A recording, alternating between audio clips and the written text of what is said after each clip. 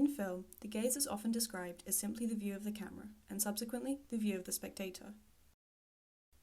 There are different interpretations of the nature of the gaze, but it is often situated as a fight for power, held by the viewer against the viewed. To Jean-Paul Sartre, the gaze is constantly objectifying. To be aware of a gaze upon ourselves is not to be aware of being a subject, but of having become an object. Agnès Varda's Cleo from 5 to 7 follows 2 hours in the day of a young singer in France as she anxiously awaits the results of a medical examination. Though after having had her future predicted through a tarot reading, she has already convinced herself of the worst possible outcome. As a young performer, Cleo's appearance holds utmost importance to her. Être laide, c'est ça la mort. Tant que je suis belle, je suis vivante et 10 fois plus que les autres. While shaken from the belief that her medical results may come back positive as stomach cancer, she finds solace in her appearance. Observing herself in the mirror, she holds the position of the viewer and the viewed simultaneously.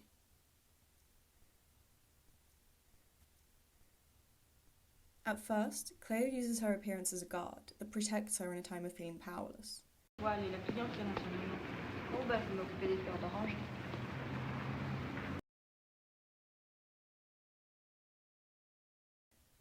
Cleo goes home with her assistant and prepares to meet her partner. Here, she plays the role of the perfect lover, dressed in an extravagant gown.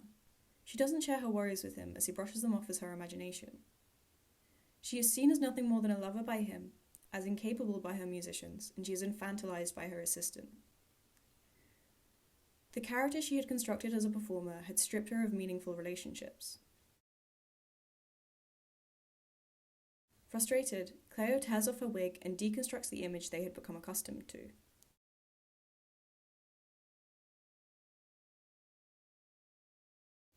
She ignores the superstitious warnings of her assistant to not wear anything new on a Tuesday, and walks out in the hat she wore previously.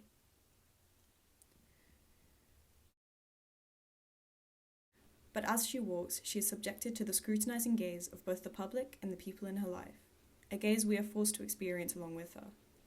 We cannot know for sure if this is reality or the results of paranoia stemming from the anxiety of her medical results, but either way, we see how Cleo feels observed.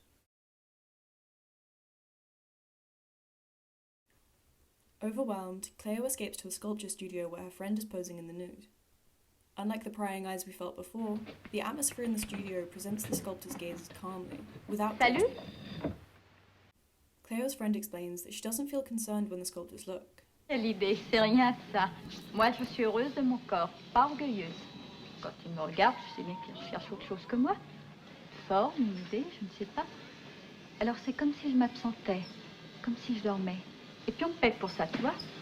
A short while later, Cleo breaks her compact mirror. Yet another omen of death that deepens Cleo's concern. This mirrors the Death Tarot card that was revealed in Cleo's reading at the start of the film. However, the Death Tarot card can also represent change.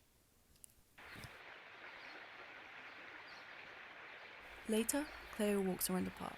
She sees her reflection once more, however not in a mirror, rather in the flowing, distorted surface of a river.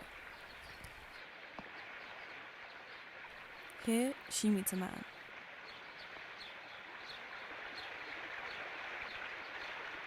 Vous aimez le bruit de l'eau? Oui. He is presented as a man that doesn't just observe, but who takes his time to really see the world around him, and in doing so is able to see Cleo too.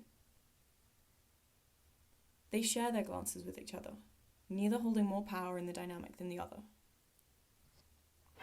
Varda uses the gaze to construct and adapt the story that she is telling alongside the development of her characters, by adapting both the gazes between the characters and between the viewer and the film.